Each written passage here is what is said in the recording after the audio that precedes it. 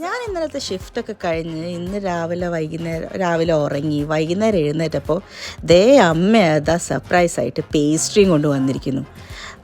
ഇതൊരു milky blast എന്ന് പറഞ്ഞ പേസ്ട്രിയാണ്. റീഗൽ ബേക്സ് ഗാന്ധി റോഡിൽ നിന്ന്.